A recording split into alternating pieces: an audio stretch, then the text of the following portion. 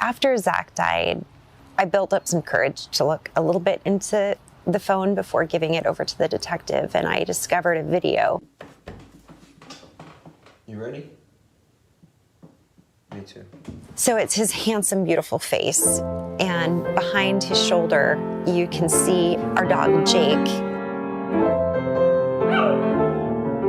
Jake loved to sing when Zach played piano. When I found this video, it encapsulated everything beautiful about him. His love of the piano, his incredible talent, his playfulness interacting with Jake, his beautiful smile, just his heart, his talent, his spirit. And I mean, I watch that video all the time when I need to feel him alive.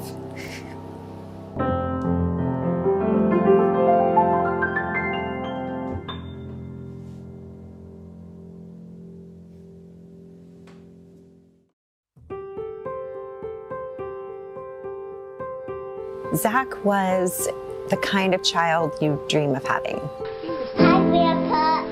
He lit up a room. He was always smiling and always laughing. He was incredibly gifted at the piano, and he started from as soon as he could get on his little tippy toes and reach the keys.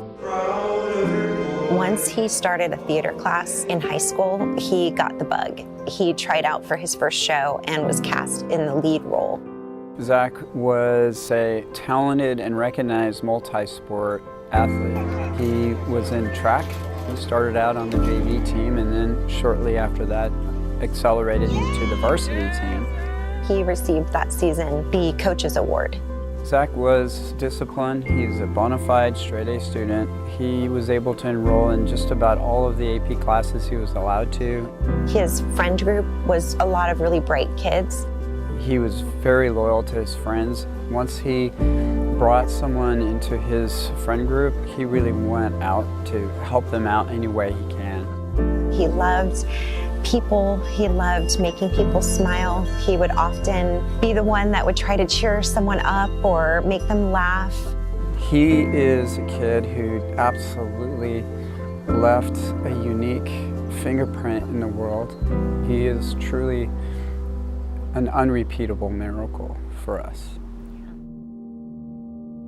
So it wasn't until Christmas time that there were some subtle signs that showed a little bit of a difference in his behavior. He just seemed more tired than normal, a little bit irritable. He just explained it as, I stayed up playing video games, you know, it was COVID time, and he just said, Mom, don't worry about me, I'm fine, I'm totally fine. And I said, honey, it's my job to worry about you. I'm your mom. After Christmas, he hung out with his friends. As a parent of teenagers, my fear is when they're on their own, exploring their new expanded boundaries. So when he came home, I felt a sense of relief, not realizing there was imminent danger in his pocket or in his possession.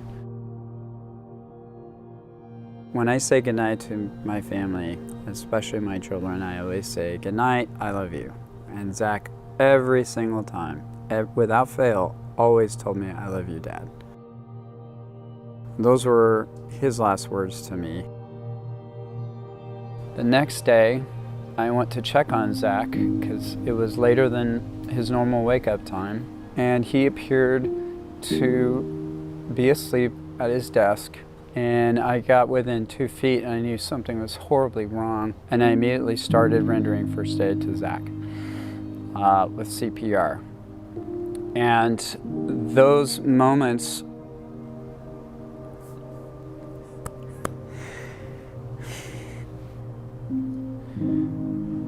I feel very haunted. No parent should have to see their child lifeless and initiate CPR to try to save them. There was all these people on the driveway, and Chris, and our other 2 kids.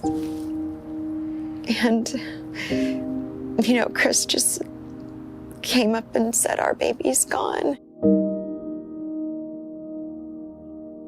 The coroner told us that Zach either died from a natural cause or fentanyl. We were like, what is that? I hadn't really ever heard of fentanyl. What we have learned is Zach started to experiment. He purchased what he thought was a pharmaceutical grade Percocet. Instead, it was a counterfeit pill, and the only acting agent in it is fentanyl. And it was an extreme amount that was fatal. We found out that it was through Snapchat that Zach had connected with this dealer and gotten the pill. Social media is the #1 go-to platform for drug dealers. They press it to look exactly like a Percocet, a Xanax, an Adderall, oxycodone. The level of fentanyl in each pill is completely inconsistent. And it takes as little as 2 milligrams worth of fentanyl, or about the same amount as 2 grains of salt, to be lethal. These pills are everywhere. In basically any pill that you get on the black market, you can be assured that it is one of these fake fentanyl pills. None of Zach's friends were aware of the dangers that exist now from counterfeit pills. None of us were. Fentanyl, it robs you of any chance to get red flags. I mean, he had no other pills in his room. He had no other anything in his room. With fentanyl, I mean, you can try a pill 1 time or 2 times, and it takes you out. If I had known about illicit fentanyl and how prolific it is, it would have caused me to have different conversations, with Zach. It would have been a sit-down conversation as a concerned parent to say, "Hey, Zach, I just learned about this. Have you heard about this? Are you getting any kind of products on social media?" Knowing Zach, he would have thought, okay, maybe that's playing Russian roulette. We talked to Zach about every danger that we knew, but this one we didn't know. And that's why we have made it our mission, to join with other parents, to educate the community. We want to bring to light the dangers and how pervasive it is. This can happen to any family. Look at this place. We can't ever bring Zach back, but it does help mitigate some of the pain, thinking that maybe we've saved other kids. Maybe Zach has saved other kids. Wherever you are.